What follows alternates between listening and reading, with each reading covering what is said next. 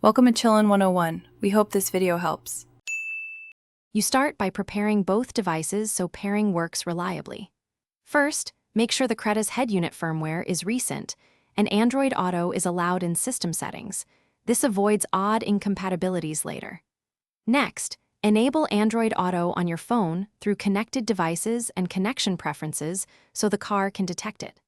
Plug a high-quality USB cable into the Creta's designated port with the phone unlocked. This first handshake establishes permissions and software exchange, which prevents drops during use. Once done, you move into pairing and granting the right permissions because Android Auto needs access to function. On the Creta screen, select Android Auto and accept pairing prompts both on car and phone. Choose the correct phone profile if multiple devices exist. Make sure you allow notifications, location, and microphone on your phone so maps, messages, and voice commands run smoothly. Then configure audio output and steering wheel controls so media and calls route correctly. Test a short call and a navigation route to verify. To finish, optimize settings for safe, consistent use and prepare a quick troubleshooting routine. Adjust screen brightness and enable Do Not Disturb while driving so you get only essential alerts.